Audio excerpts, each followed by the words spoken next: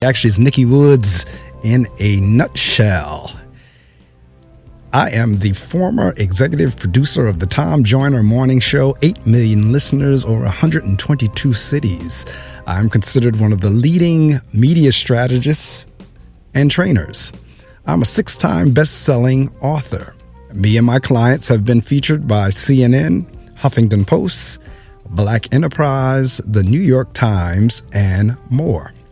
My students and clients have been seen by over 873 million people and generated over 8 figures in sales from the media. I have mentored more than 500 authors to best-selling status. Ladies and gentlemen, in the listening audience, welcome back to the Reading Circle microphone, none other than Nikki Woods. Nikki, good morning. Good morning. That is so weird to hear you read that. I say it out loud. It's just, I don't know. My goodness. Well, I tell you what, I like that format. Just kind of bullet it, rather than because I'm telling you, it's so funny because and it sounds crazy, but people would say, "Well, who are you? What do you do?" And it's like I've done so many different things, that I would just say, "Well, just when you have time, go Google me." And you find out. My kids told me I had to stop saying that because it sounded crazy. I was like, well, it's just hard. It's hard to talk about yourself, right? And tell people what you did. And even when you read it, I was like, oh my gosh, it just sounds so much louder, when you say it out loud. It doesn't really you just read it. So. Well, it does have a different impact. You're absolutely right. And a lot of times I will get the long versions of folks bothering this. They don't read the whole thing. I was like, no, because I want it to be an inspiration to somebody that's listening. And so whenever I saw yours bulleted for me, I thought, this would be fun this morning because it's exactly right. Matter of fact, the first bullet when she's talking about being the former executive of the Tom, that's when I met Nikki some years ago. She was actually in that stage when we met. And she came on the show, and because we had literally been going back and forth, and finally she came on. And then since that time, she has introduced to me some wonderful people that have been working with her in her business, and she recommends people to be on the show. And like I said, that's Nikki's almost like a pipeline for folks because I don't even have to vet them. It's like if you email me, they're on. I know, and I so appreciate that. And it's like I always tell people, it's like Mark, because you take your time when you interview people, and I think it's just a great way for people to get their message out and be spotlighted. It's like there's so many other shows where it's like they're just they're going through it at 4 minutes or less, they want to get it done, but you really have a conversation with people, and I love that about your show. Well, thank you so much. Yes, our interviews generally run anywhere from an hour to an hour 15. Every now and then, I kind of look at the hours on the short end because a lot of times, like I said, we run hour 10, hour 15.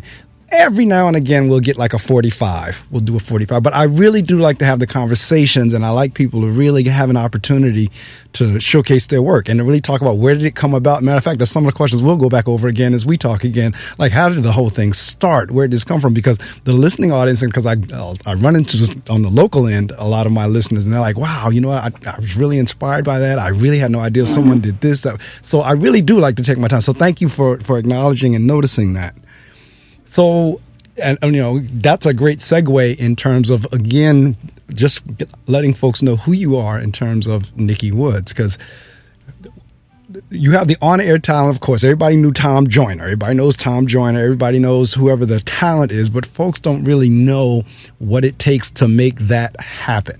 They don't know the behind-the-scenes people or what is an executive producer. So what we'll kind of do, especially since you have it on bullet, we'll kind of talk a little bit about each role, like a media strategist, and the fact that you were able to be an author, and how did you get connected to CNN and a Huffington Post, so forth and so on. So that'll kind of be like our conversation flow, because there might be somebody out there in the audience to say, you know what, I'd like to do that, but I have no idea how. Or there might be a writer out there that, I got a book or I have an idea, but I have no idea how to get it published, or who do I talk to in terms of publicity.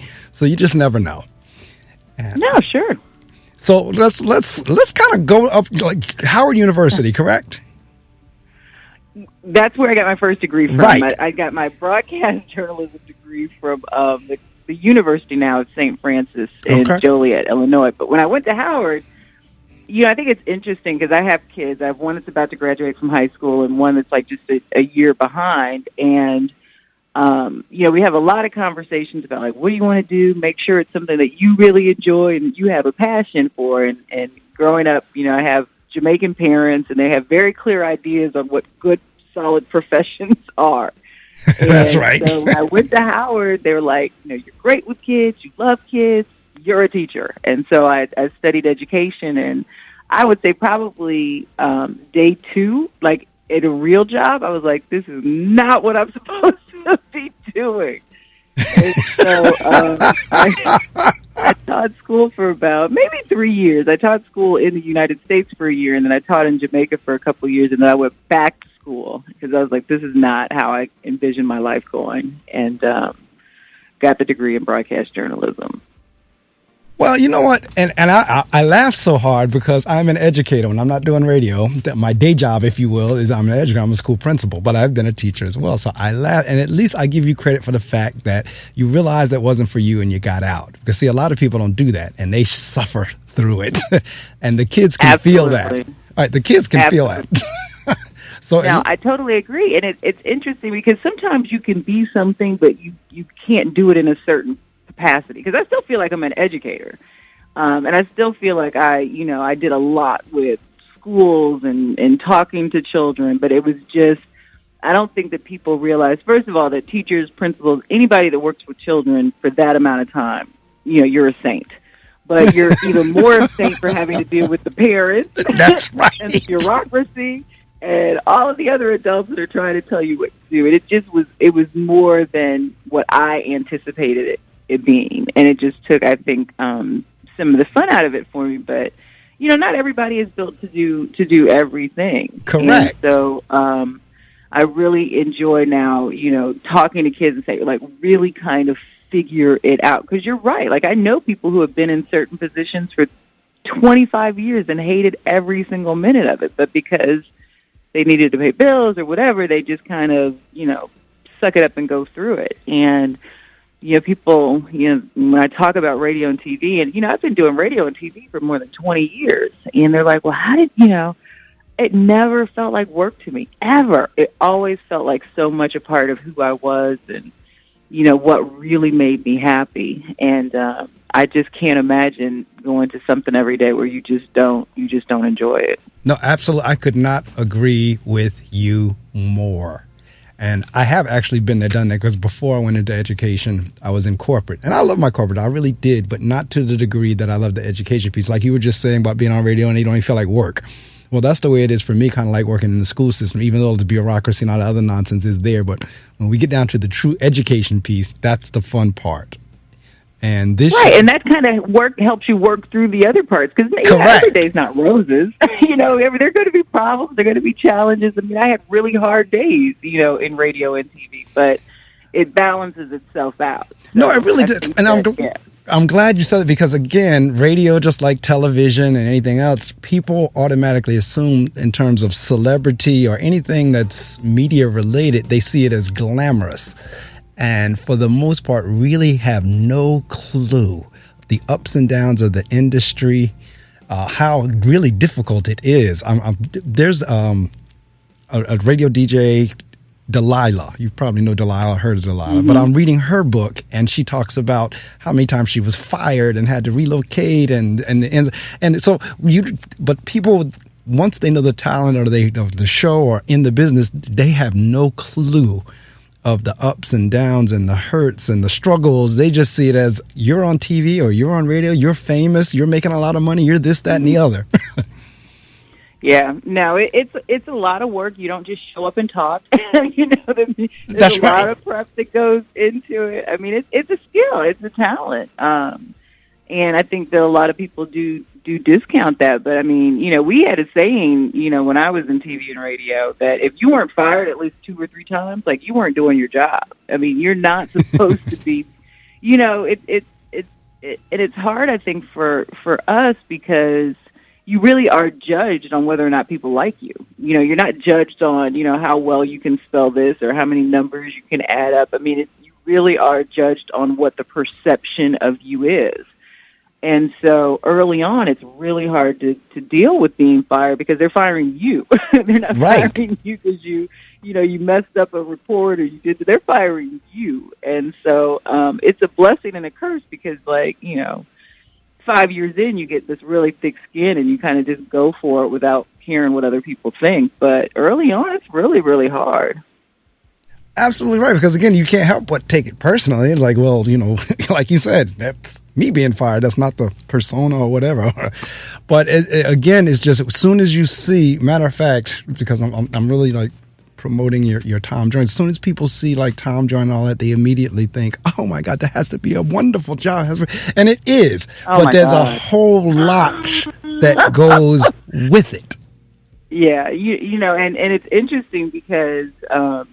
And it is a lot, and I don't think people even realize because even on that capacity, if Tom was just any regular person at that level, like any regular radio show host, it would have been a lot. But Tom is like a machine unto himself, just because of the way that he did things, and it was brilliant the way that he did them. But he really became, like his own machine. So it was a lot, and with the Tom connection, and just speaking of firing and how I got to Tom, but, our show was fired in Chicago because they brought in Steve Harvey. And so, and we read about us being fired before we were actually fired. It was in the newspaper. Wow. So it's not even like you can be like quietly fired and you can just go home and eat ice cream, for like a week. It's like we were fired a week before we were actually fired, and then we had to go to work every single day, knowing, them telling us, oh, no, it was just a mistake, but knowing we were really eventually one day going to be fired. So it's just, wow. It's just a lot. But, after that happened, and I think, because I have a whole philosophy on, like, quitting jobs and being fired, because I think that a lot of us stay in positions that become too small for us. Right. And we hold on for dear life because we're scared. So for whatever reason, like, I've never had an issue being fired or leaving a job because I've just never worried about what was going to come next. And it's like, if you look at my career, the markets that I went to, I mean, every time I left or got fired, and I think I've been fired twice, it was on to a bigger position. And not necessarily, well, one was fired because we just didn't get along. But the second time we were fired because they were, it was a budgetary decision. But then, it's like I got fired in Chicago, which was 1 million listeners, and then went to Tom, which was 122 million listeners. Right. So right. Like, okay, fire me. Like, if every time I would get upgraded, go ahead. Let me, fire me. So people, I think they just hold on for dear life. And I think a lot of times people get fired because God is like, look, I tried to tell you softly to quit like 2 or 3 times, and you didn't. Now I'm going to force you to figure it out. That's true. So, yeah. So I guess one question I would have is, all right, you got your degree, you started doing teaching, and then you said, teaching's not for me, which I applaud you for. And then you said, I want to go into media. How do you get in? How do you break in? How do you get foot in the door? How do you get to even be in these circles? It is a lot of networking. I tell people nowadays, it's so great, I think, for kids and even people who are looking for new careers now, because you literally can do whatever you want without having to ask anybody to do it now.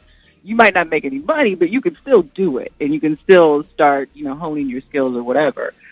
And it certainly was not that way when I started, and I knew nobody. Like, I didn't have any family in the business. Like, my dad still, I don't think, thinks I had a full-time job for most of my career. And so nobody understood this decision of mine. So it really did take a lot of networking and putting yourself out there, and just a total belief in what I was doing and why I should have been the one doing it, because I don't think I ever had a doubt. Like, once, and I don't even know, and people always say, well, why radio? I have no idea why I decided to do this, other than I love to talk and communicate and do all that. But it was just a perfect decision. I don't know if God dropped it in my spirit and I just went with it without questioning it. But I never had a doubt that I was doing what I was supposed to be doing, ever. And so, I would network, but it was slow going back then. Social media was just starting. Correct. barely. You still had to really call people, knock on doors, fax people. Like, you didn't even email really back then. No, and you're going exactly where I was going to go in terms of when you made the statement about for kids or anybody today for that matter, if you want to break into whatever it is, the opportunity is so vast. And with social media, with that, the fact that even you and I met 30 years ago probably wouldn't have happened. I probably would have written you what we call snail mail, probably would not have gotten answered. And, but in today's environment, regardless of what status or celebrity status you are, what I've found is people respond, whether it's on Twitter, whether it's on LinkedIn, Facebook, Instagram, or whatever. Folks respond. Because I remember as a kid, and I've shared this story on the air before, my favorite football team was the Pittsburgh Steelers. My favorite baseball team was the Yankees. I remember as a child writing letters to the Steelers, writing letters to the Yankees, and getting nothing back. But now I can literally go on one of the social media sites, hit up a player or a coach or whatever, and they talk back to you. So I share with my students all the time, if there's anything, if you have any inkling of what you want to be whenever you're an adult, you can hit them up. You can Google them, as you just said, Google me. You can Google a person and hit them up on one of the social media sites. Said, you know what? I'm a child. I'm a student. I'm thinking about going into this as an adult. Can I talk to you? Can you recommend somebody, this, that, and the other? The opportunity for that has never been better. No, and it's like a blessing and a curse, because it's like, if you're on one side, so if you're the person that's trying to get something, right? It's a blessing, because I think we all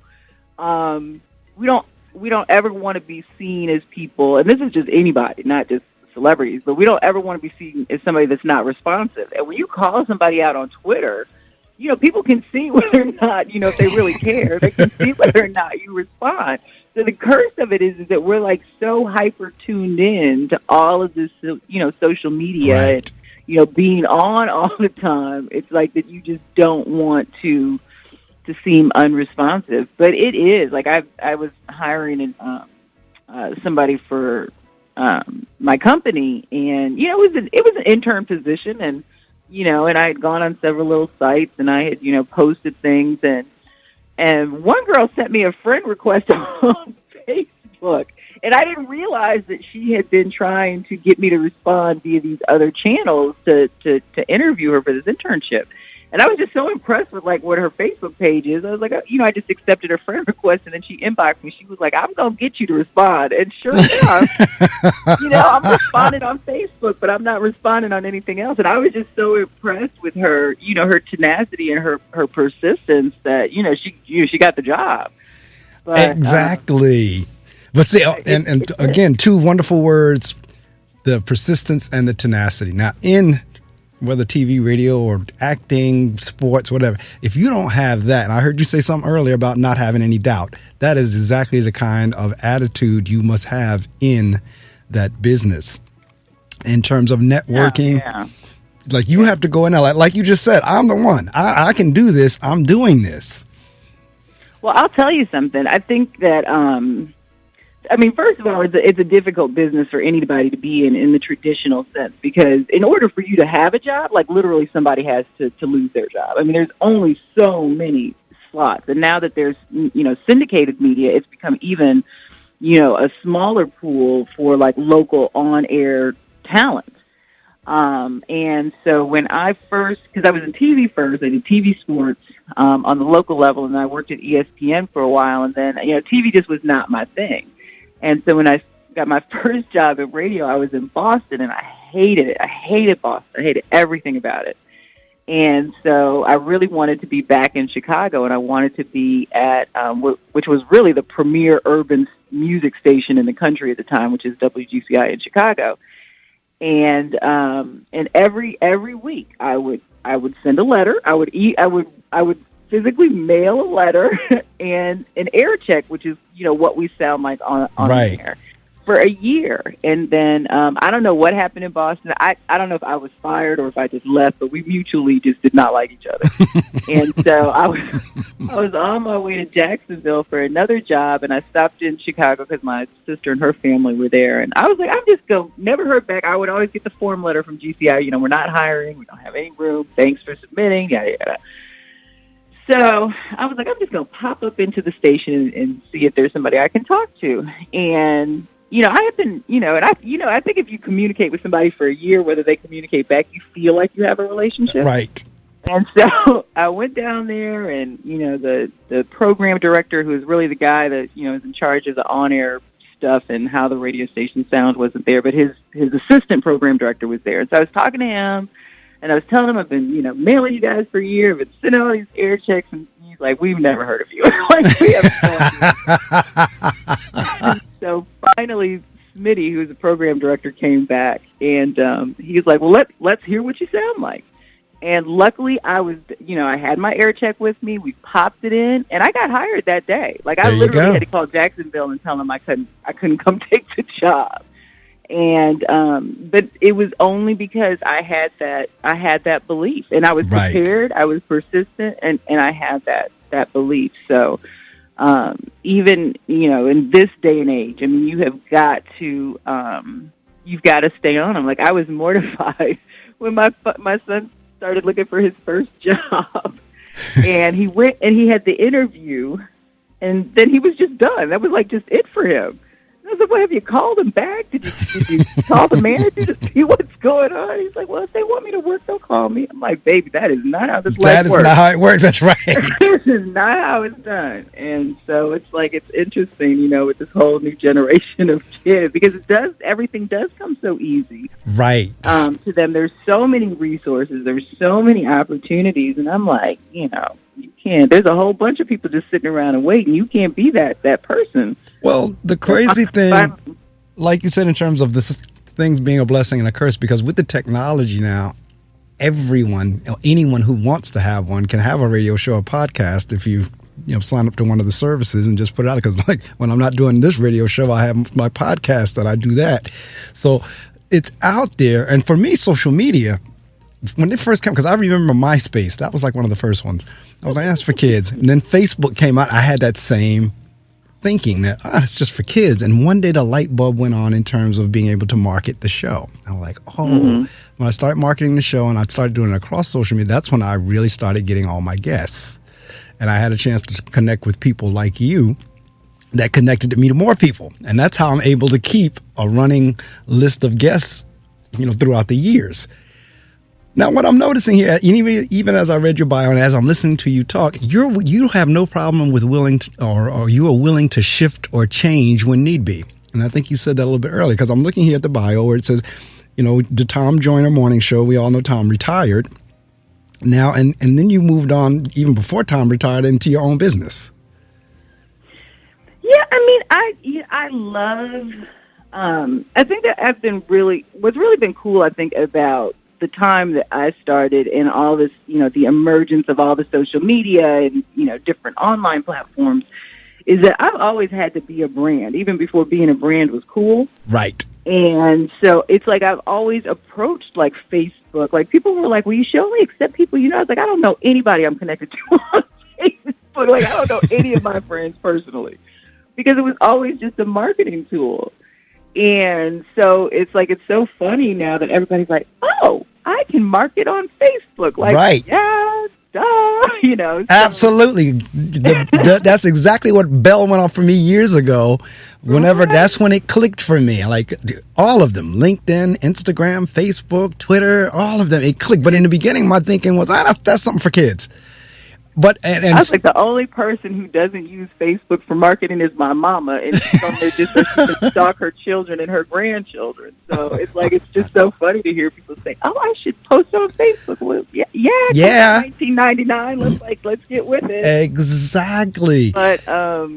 But I think that with the onslaught, because I think that there was a lot of us like in the business, like when this whole podcast and radio show, internet radio shows and all of that popped up, we were just like so like bougie about the whole thing because it wasn't like real, radio, right? And I still think that there's a lot. It's like the Wild Wild West. I still think that there's a lot out there that should be tamed, and, right? Maybe right, just taken out of their misery, but. I think that now we're starting to enter an era where people are really like, okay, I want to do this right because I see the potential now for this to be my own media outlet and Correct. to, use it for whatever they're using it for, whether it's their business or their brand or, just to get a message out.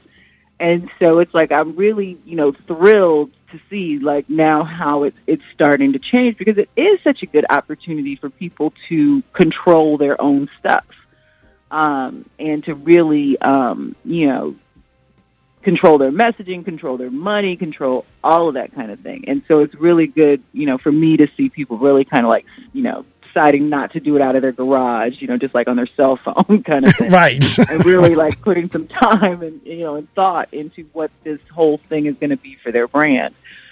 So I love podcasts. I'm like, I love them now. I just like listen to them all the time. So I think it's really a great opportunity for people who, even if you don't want to be in radio and TV, to really, hone in on your message and get it out there and really make an impact. No, you're absolutely right. And I keep hearing you use the word brand. And I need folks in the listening audience to understand just how important what Nikki is talking about is in terms of a brand. And funny enough, I had a guest speaker come to my school a couple of weeks ago. He's an ESPN analyst, Daryl Jacobs. He came and he shared with the students, you are a brand. Like everywhere you go, you are a brand. And he got into the whole thing about that. But in terms of like you're talking about brand, folks that are in the industry or trying to get in the industry really have to understand this whole branding thing. So let's talk a little bit about that. Sure. And I think that for me, I don't even distinguish anymore between like a personal brand and like a professional brand. Like that was like the big thing. Like, are you a personal brand or are you a professional brand? Right. Like, 15 years ago. And I think that has gone by the wayside because most of us now, whether you're in radio, TV, or you're an entrepreneur, or you're, a college student that's now like, getting ready for your first job. It's like we are who we bring with us. It's like right. It's us. And so as the face of my business or as, whatever, we are our brand. And I think that people, they think that they can, they can kind of coast with it, I guess. And they can, they can be silly on Twitter and they can say stupid stuff and, curse and use whatever. And that's not going to follow them like everywhere they go. And so my big message to especially younger people who, have grown up now on this social media thing and haven't really taken it seriously, it's like we all look at that stuff now. Whether it's me looking for an interview guest or it's a college professor looking to see if they want to hire an intern or if it's a job looking for an employee, like we Google everybody now. And so what you say, whether you think it was 10 years ago and may never pop up, could possibly, reemerge, as we've learned with all of the, President Trump's, That's right. scathing tweets that come back to bite him. And so you have to be very careful. And so you always, I think, should approach, what you're going to do with the rest of your life or if, where you are now as a brand. And the unfortunate thing is that, a brand is not what you want your brand to be. It's not what you hope your brand is. It's really what people walk away with based on what you show them. Correct. So if, and it could be as I have one client who, she's a financial expert and, we've been working together for like 2 years. And yesterday she says to me, real estate is my passion. And I'm like, but who knows that? Like, you've never, ever said that to me. I've never seen you post on Facebook about real estate being your passion, and that's what you really love. Like, so nobody knows. Like, nobody knows to come to you for real estate. Nobody, because you don't ever talk about it online. You never say it in person. So really sitting down and thinking about who you are at the very core and building a sustainable brand it's not something that just happens. Like if you think about the huge brands like Nike and McDonald's and Burger King. I mean, McDonald's has been around since like the 1930s, 1940s. And you can still Correct. See a McDonald's from the 1930s or 40s or whatever it is, you still know it's McDonald's. Absolutely. You have different infants that will see those arches and be able to scuffle out the words McDonald's. McDonald's. Absolutely. Even though the brand has grown, it's changed, it's stayed modern, it's always evolving, it's still the same brand. And so for somebody like me who's been a brand for 25 years, that a lot of changes have happened to me. Right. I was married, I had kids, I grew up, I stopped going to the clubs. But at the very core of my brand, it has always been the same.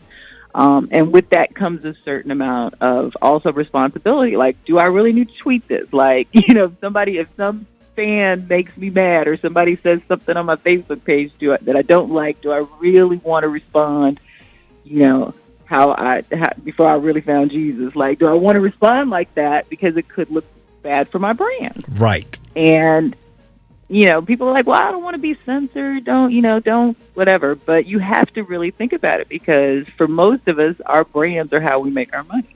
Absolutely. It is what it is.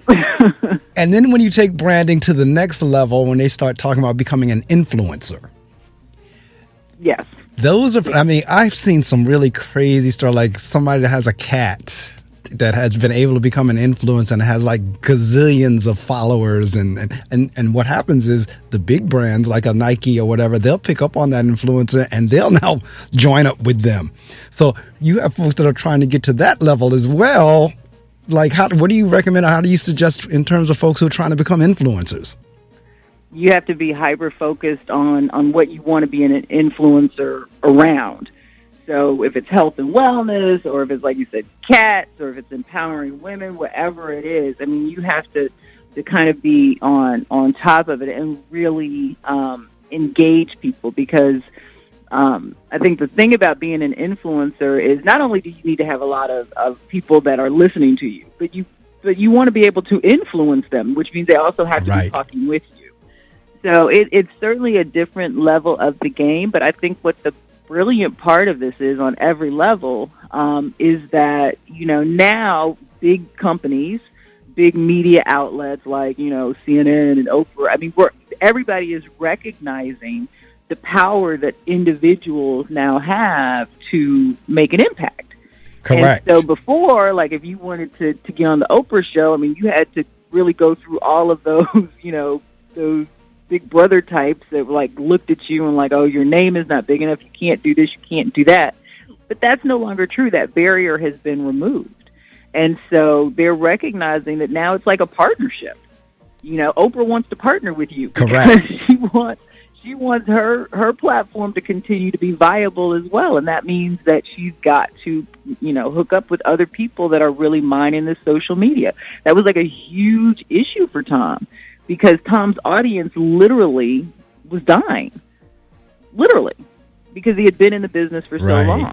And so when they hired me, part of the reason that they hired me is because I had such a presence on social media and they wanted to bring that element to Tom. Because they wanted to continue to mine and grow that younger end audience. And social media really was the only way to do it because Tom wasn't going to get any younger. Right. He wasn't going to suddenly go to hip hop and so we had to figure out a way that we could continue to grow his audience. And so even now that Tom is not on the air, he still has this very viable online presence that is going to continue to allow him to do a lot of things. And so even if, and it's not like you have to have 1 million people, even though that obviously helps. Right. But the biggest part of it is the engagement.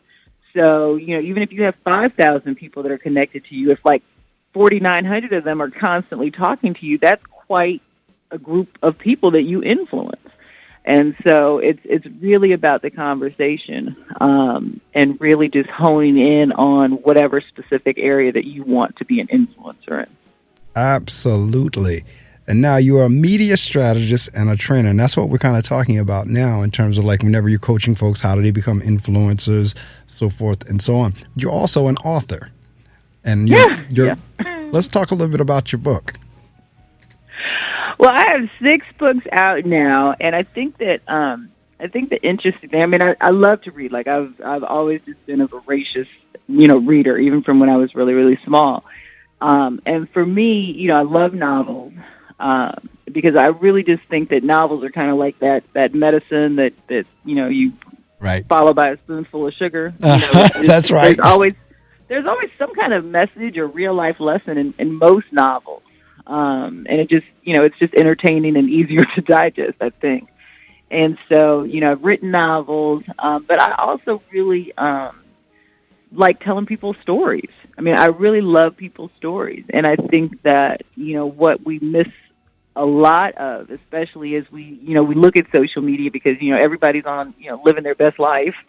Yeah, exactly. Problem, is that we see all of this success, but we don't necessarily see the stories behind the success, and we don't see the challenges and the trials and tribulations, and more importantly, we don't see how people were able to overcome them to get, to where they are.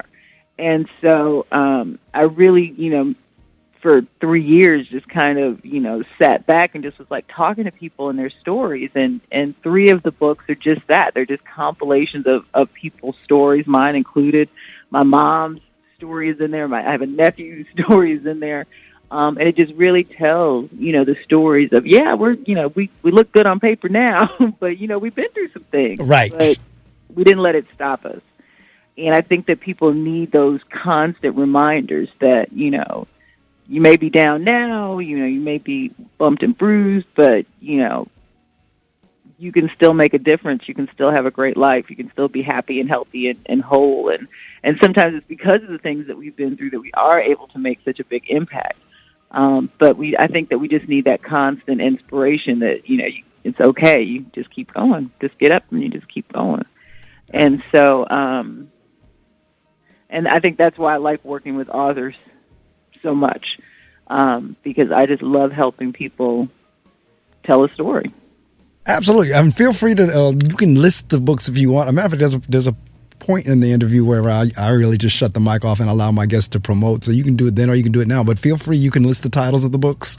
Folks want to read the books and want to get a copy of them. So we'll get into that as well. But I see you talking about helping people. You says my students and clients have been seen by over 873 million people and generated over 8 figures in sales. And you said that you've mentored over 500 authors to best-selling status. One of your books is about folks who are not know anything how to get published, or so. The last one, or somewhere in there, you wrote a book for authors. Yeah, and it's not necessarily about how to write a book, but how to use the book. Because I think the other thing that a lot of us do, because we have so many outlets to create content, is that we're just constantly creating this content. Like if you write a Facebook post, you've created a piece of content. Correct. This radio show is a piece of content. And so we're constantly creating, but then we don't do anything with it. And so one of my big things, even with the media, is that, it's great to go on CNN. Like, it's great to be heard by all these millions of people. It's great to be on, the Reading Circle with Marc Medley. But then, what's next? Right. How are you going to use this? And so one of the things that I like to work with authors on is one, building your platform, but then also how are you going to leverage this book to create revenue? Because I think it's all just so valuable, but so many of us, it's like we just create content. We don't even think about it. It's just right. Out there, and not obviously you can't monetize everything. Like that funny meme you just posted. Like, I'm not talking about that kind of stuff, but some of us really, we really put time into the things that we create. And so, having a plan for it, I think is always a good thing. So the book is about how to create your author platform, but also then how to monetize it so that you're creating, revenue. Because most people who write books, you're not going to be rich from the book. Correct. That's just not how it happens.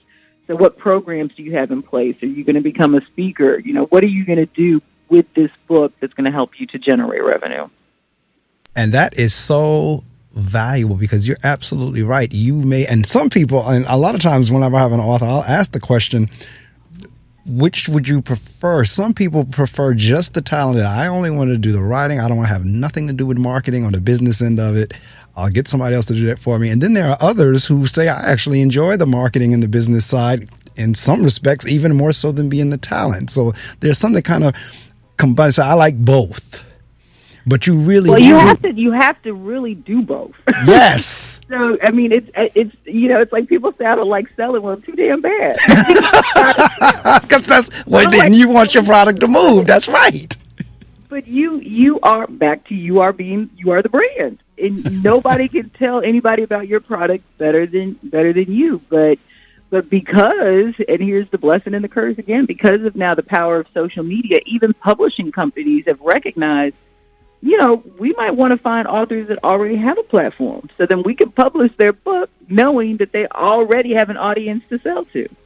And so it's like this partnership for good and for bad. So sometimes it really works with us and sometimes it works against us. But if you're going to, and I don't know anybody that just now has just a job, it just goes to a job and that's all they do. They don't do anything else. Right. They don't have some side hustle or, some hobby that they're trying to turn into a business. And so you've got to master a little bit of everything. No, you're absolutely right. I laugh and tease all the time because technically this is a hobby for me. Matter of fact, somebody just asked me, I was like, well, I thought you got paid for that. I said, no, I've been doing this. This is my 19th season, but I do it because I love to do it. And it is a hobby, but I wouldn't mind it to get rolled over into syndication or either some network pick me up and say, you know what, we heard your show. We'd like to take you on or what have you. But what we were talking about earlier in terms of, and it brought to mind even with the authors when we were talking about, you can pretty much do your own thing out of your basement or on your phone or whatever in terms of podcasting and create your own radio show. The same thing was going on at a time with authors whenever self-publishing first came out, the vanity presses and the self-publishing and the e-publishing and all, and you had a lot of errors in there.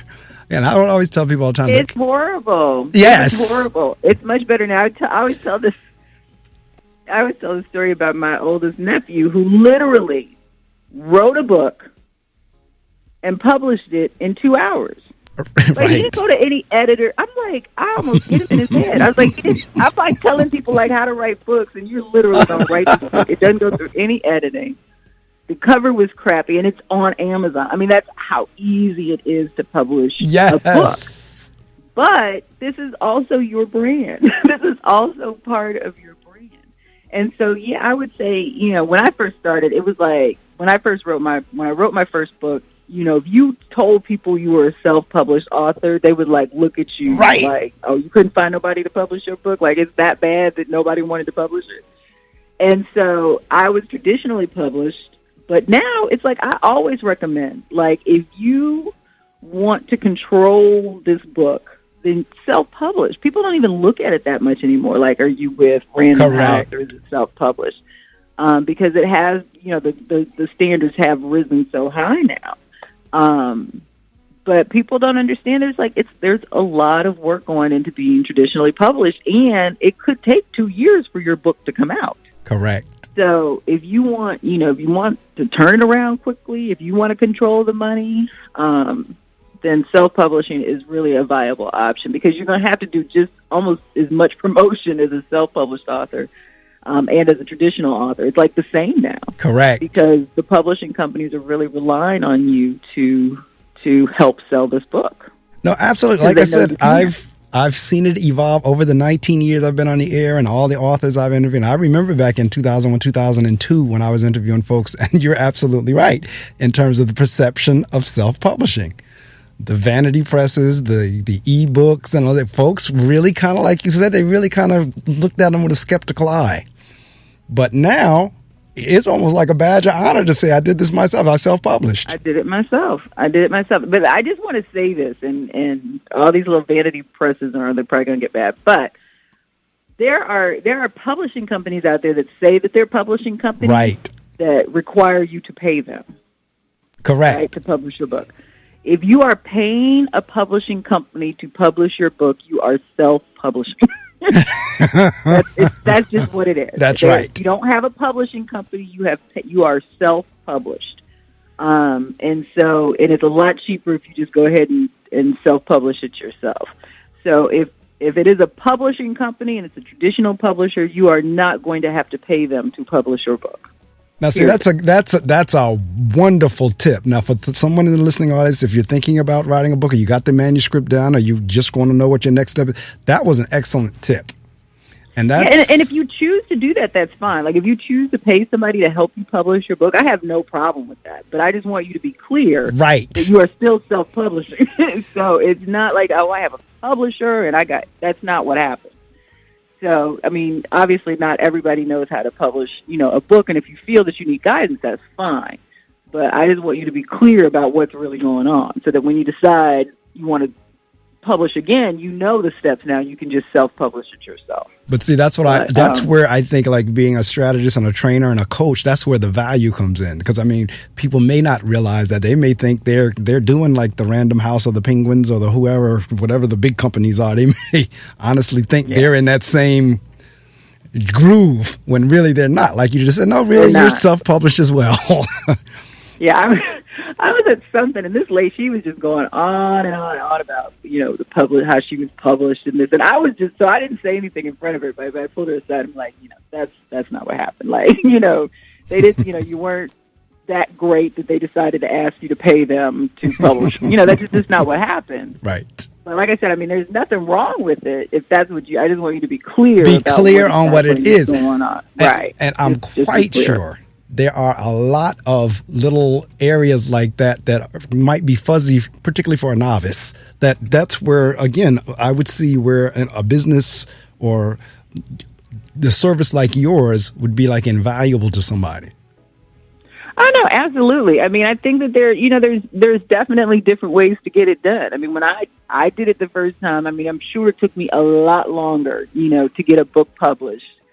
Because I didn't know the business. I knew how to write a book, but I didn't know the process and all the steps that you have to go through and turnaround times and what's reasonable to pay for an editor and that kind of thing. So if I had tried to self-publish my first book, it'd have been a hot mess because I didn't know. And so, sometimes like the coaching industry gets a bad name because a lot of people say they're coaches that may not necessarily be qualified to be coaches, which is just, I think, just means you need to ask a lot of questions just to make sure that you're getting somebody that's qualified. But I think it's an invaluable investment. I mean, you can either spend 3 years trying to figure it out on your own by Googling, or, you can pay somebody and get it done in 9 months. I mean, it's just really up to you. But I would, I have coaches all the time. I hire consultants all the time because I'm not trying to spend years trying to figure out something that I'm not going to use for the rest of my life. I know that's right. Why there's experts. I know that's right. Right? Absolutely. So how do you, which way, because a lot of times, and it probably goes both ways, but do you find your clients or do your clients find you? So for me, luckily, I already had a name going in. So a lot of times, like the people that I work with one-on-one, they find me. And I'm glad that you're bringing this up because honestly, and I'll be very transparent with this, when I decided that I was going to, resign because I really wanted more control over my time and, spend with family and my kids were, getting ready to leave because they're graduating, all that kind of stuff. Right. I had spent probably, I would say at least 3 years building my business to the point where I thought that it would sustain me, right? After I resigned, because, my kids were very clear about what they were not going to give up. Because I wanted to be an entrepreneur. So let's be clear. So I wanted to make sure, that we could still somewhat maintain our lifestyle, right. When I resigned. But it was still like that ice bucket challenge when I became an entrepreneur. And it probably took me a good year after I resigned to figure out that whole thing because it's just a different mindset. I mean, I don't care what level you're operating on. You could be CEO of IBM. You are still an employee. Correct. And you are still going to get that check every 2 weeks, no matter if you take a long lunch or not. Correct. And that's not necessarily the way it works for an entrepreneur. And if I hadn't been who I was, right, I'd have been back at a job quick and in a hurry because you're just not as, I don't think you'll ever be as prepared as you need to be, but it's just a whole different mindset. So I am not one of those people that say, because you have a passion, take that leap of faith and quit your job and go start a business. Right. Don't do it. Do not do it. This is when you work on your brand and you build your business. So, it is not an easy transition, I think, for, most of us. I'm sure some people it's a piece of cake, but for most of us, it's not. And so for those people who are looking to make transitions like that, you definitely want to be prepared and think about the little things. Like I didn't even really factor in like health insurance and that sort of stuff, and like how much health insurance would be. That's right. When you don't have an employee. I mean, when you don't have an employer and they're paying for it. Correct. So there's just a lot of things to consider. I mean, I knew I would have to pay for it, but it's ridiculously expensive. It is ridiculously expensive. Yes. And so, it was just a lesson, and I just always, try to be very transparent with people. It's like, if I had just, left, Kroger or something as an employee, I would be right back at Kroger. Because it is a hard business out there being an entrepreneur. So luckily most people do find me, but I mean, it's still a lot of work marketing yourself. Right. And for me, as we talk about brands, I still have a lot of people that are connected to me because of being in radio and TV. And so they're not necessarily clients. They're still just people who, remember who I am or, just whatever. They like what I post on Facebook, but they're not clients. And so you just have to be very focused on, this is what I'm doing now, and letting people know what you do. Because if you don't tell them, people are like, oh, nobody supports me. Nobody buy my book. I'm like, well, when's the last time you told them you had a book to buy? That's right.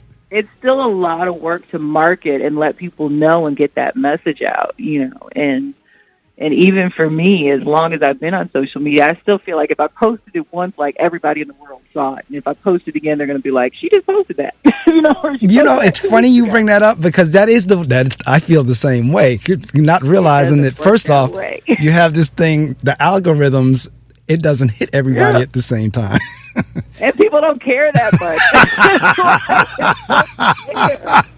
You know what I mean? It's like it's such a loud, noisy social media world out there. It's like they, unless they're like stalkers, like they don't pay attention.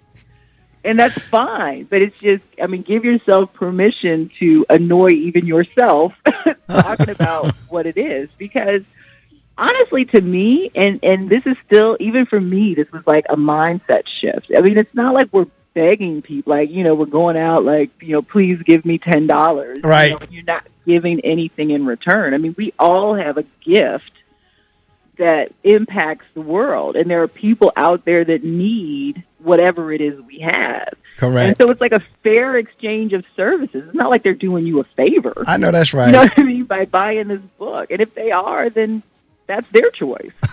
But, we can't, I think that we have to, do that subtle mindset shift, like, I'm annoying people by begging them to be a client. Well, no, you are marketing a valuable service. It's going to change the world and should be compensated for that. Correct. And so I had to really work on that because I'm like, oh my God, they're going to think I'm like, some hooker on the street selling my wares or something, Like, oh, Facebook talking about this. That's not how it is. And so it's a struggle for a lot of us.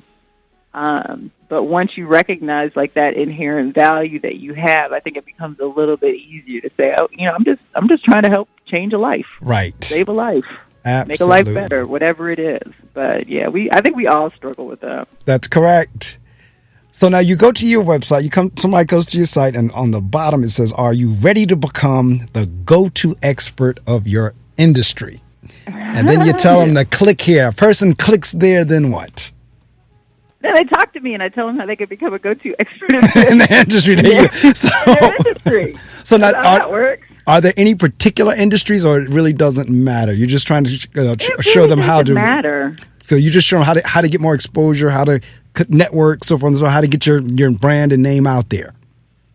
Yeah, I mean, people can tell you all about systems and you can do this, but at the very heart of things, I think it goes back to like that recognizing that value that you have. Right. And I think that's why like a lot of people don't want to post on social media, or they don't want to call ABC, or they don't want to do this because it's like they don't even recognize that the value that they have to offer. But once you can present that, once you can tell a producer or a host or whoever, like what the value is and what you have to talk about, then it changes the game.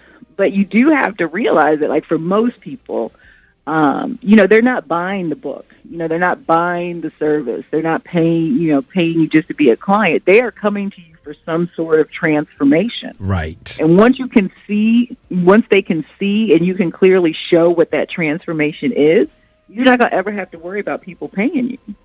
Correct. But so many people are focused on, I've got a new book, support me, buy my book. But okay, how is that going to change somebody's life? And once you can say that, you can tell that, whether it's on social media or in an interview, then sales becomes easy because it's not really about a sale. It's about you changing a life. Correct. And I think that's where so many people get it wrong. It's like I would get, so many emails when I was producing, and it's like, my new book drops. Like, I don't care about your book. Like, it is not my job to sell your book. That's not my job. And people, and so that email doesn't even get open. So I don't even get to see what the transformation is if you've ever even said it, because in the subject line, you're so focused on selling your book. So you have to be just focused on the value and keep talking about the value. And once you show people the value, and like I said, the transformation, that's when people start to pay you. Absolutely. You have me. I turned the mic button off and I am cracking up, literally laughing my backside off. But you're so right. Like, okay, drop my new book. Okay, and who are you, first off? But it's like... Right. And I think that people just don't I really think, and this is not a negative, but I think that we're just so focused on us. Right. Like, people, they send that email and they think that that's like the only email I got that day. Like, that's the only email. And people would pitch. I could get 500 emails a day with just pitches. And so for me to wade through that, it's easy to eliminate my new book comes out, or can I tell your audience about my new book, or I want to tell, it's easy just to delete those. And so you really have to give somebody a reason to want to open that email, especially, like you said, if you don't have any idea who it is. But here's the beauty of social media again, is that you can make connections with people that you normally would never make connections with on social media. I had this little girl who, she tweeted me for like a year. Like every morning I would wake up and there was this, "Good morning, Miss Nikki. Have a great day, Miss Nikki." And finally I was like, who is this kid? And so I opened the thing, and she had this amazing story. She's probably 15 now, but she was 13 at the time. Right. She had sickle cell anemia. And she had developed a way to bake cookies and cakes, whatever, desserts. I guess sugar is bad for people who have sickle cell anemia or could trigger episodes. And so she found a way that she could take a lot of this processed stuff out of baked goods so that kids who have sickle cell anemia could enjoy them without getting sick. Right. And I'm like, this is amazing, And, she got interviewed. She got interviewed on Tom. She was on Steve. I would tell people about her. And she would get interviewed. And only because she tweeted me every single morning. Well, at least she had sense enough to do that. And she was kind of like, I'm going to tweet until I get a response. At least she had sense enough to be consistent with it. Yeah, and you know what? And I think, but the funny thing is, I don't know if she knew that intentionally that's what she was doing. But that's what she was, but that's what the end result is. So if you know that, then intentionally do it. Right. But the second piece of it, though, she had something to offer. It wasn't just, something to offer. Right. Had something to offer. And she didn't, and she never tweeted me, I want to talk about this. I had no idea who she was. And so, but we can use that to our advantage. And really, just like I said, even if it's somebody seeing your name over and over, if I then see it in my inbox, I'm going to be like, oh, maybe I know this person. Like, right. Why is this name familiar? But you can really make those connections. It makes the world such a small place. But you can really make those connections just on social media. No, it really does. It's interesting because I told you I'm in education. So the other day I had somebody from NJDOE, New Jersey Department of Education. She came to my office and she said, "Oh, I didn't know you had a radio show." She says, "I was actually Googling a superintendent and you popped up because you had interviewed him." I said, "Yes." So she says, "Yeah, you." She said, I had no idea you had a radio show." So she says, I looked up the superintendent and apparently you had interviewed him because he wrote a book and that popped up in Google. I said, "Yeah." So you really never know, once you put your brand out there, who's going to see it when they're Googling or search engine or whatever they're doing, where it's going to pop. So that's why, back to you talking about the brand being so important and having something to offer. Because it's like, unfortunately, good or bad, and depending on how long you've been on the internet, pictures can be really scary. It's like, yeah. I have pictures like, when I'm pregnant. I mean, it's just like, what? Don't they ever disappear? Like, they ever go away?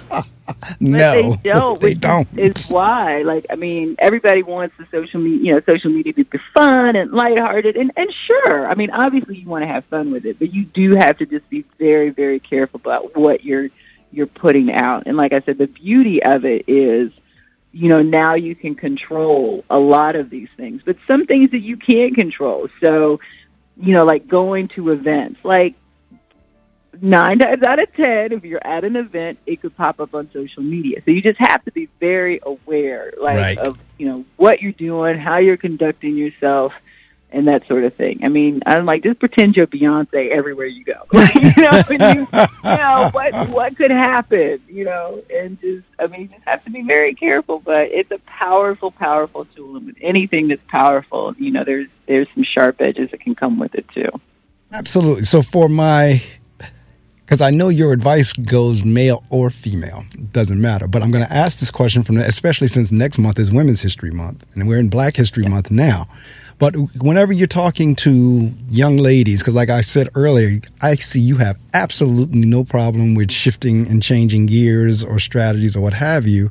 And the changes have always kind of worked to your advantage, whether it was moving from teaching to media, whether it was moving from producing the Tom Joyner Show to your own business or what have you. What's your advice to young ladies who either have an idea or are clueless as to what they want to do?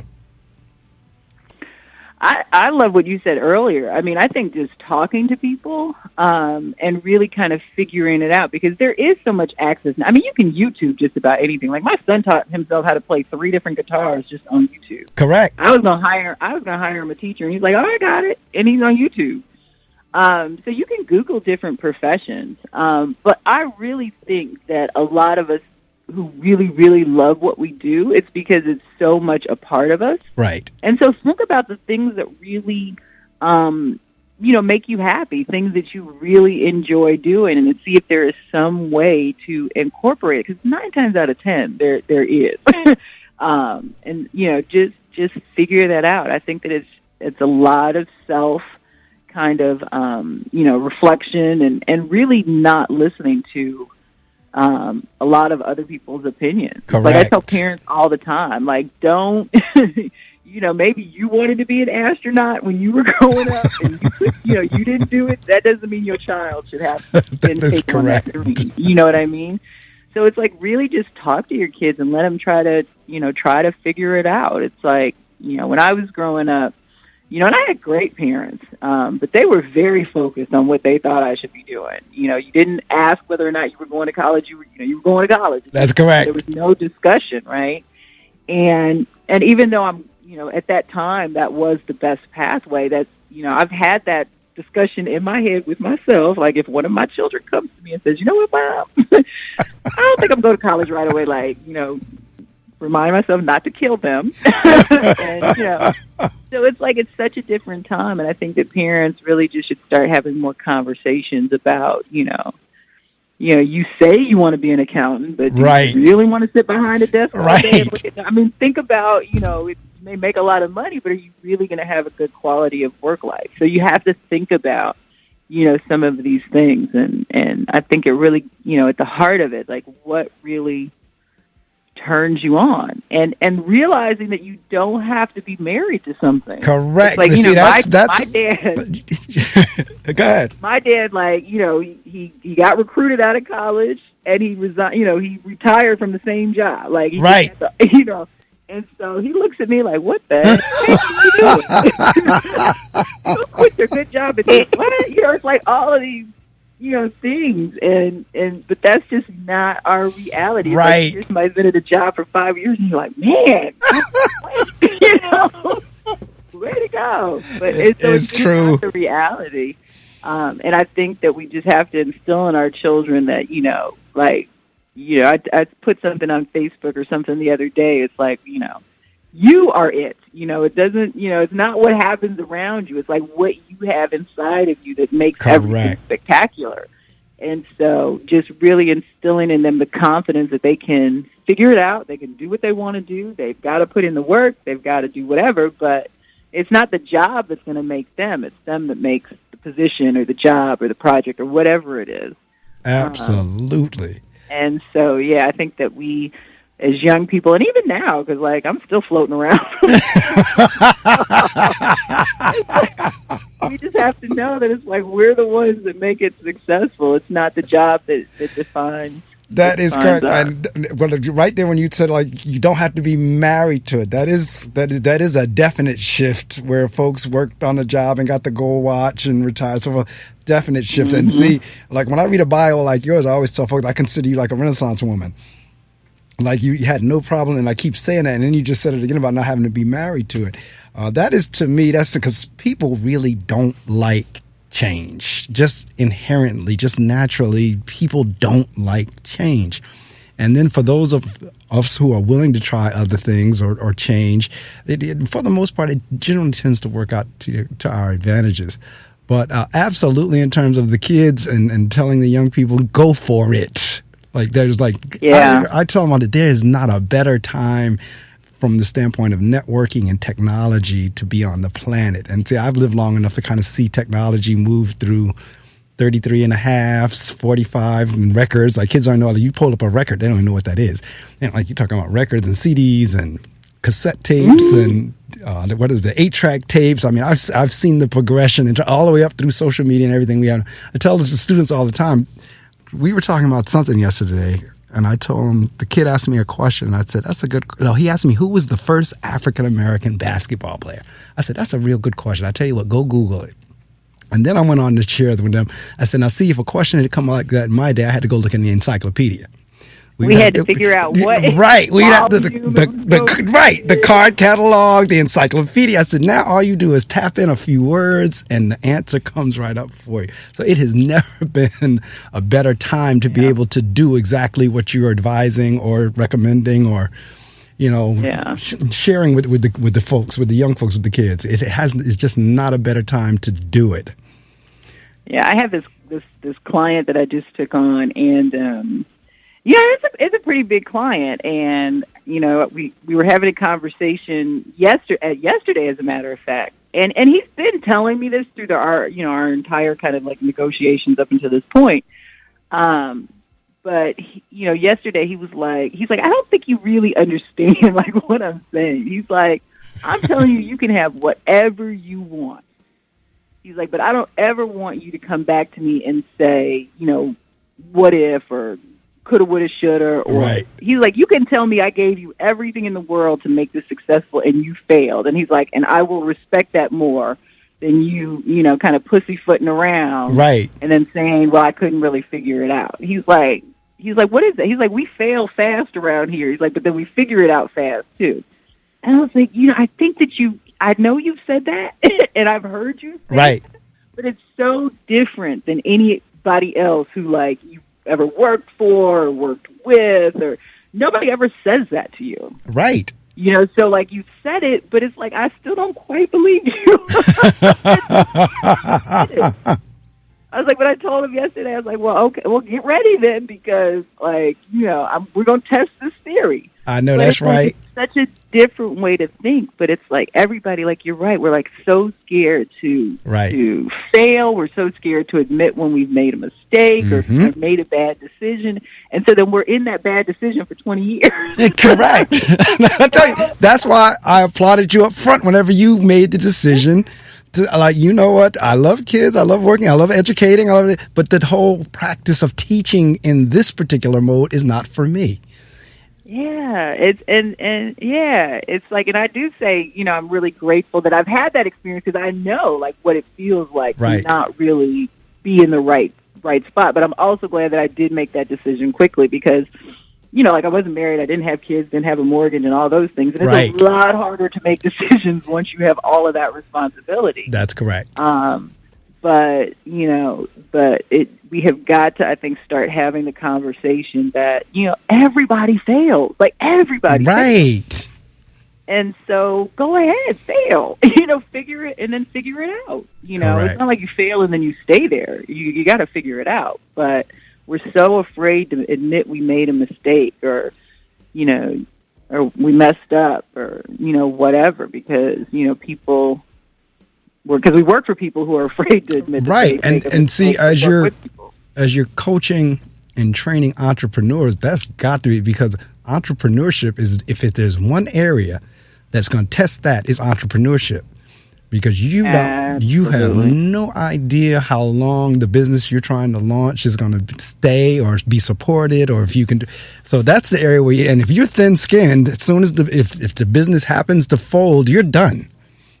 If you don't have that, what he just my God. Yeah, I mean, it's crazy. It's like, I remember, like, probably, I mean, coming towards the end of the first year, I think, for whatever reason, I had a lot of clients in Houston, like a large concentration of clients in Houston. Mm-hmm. And they had a hurricane. And so, you know, it's like, you know, you're getting calls like, okay, I got to figure out where we're living. Like, I can't really pay you right now.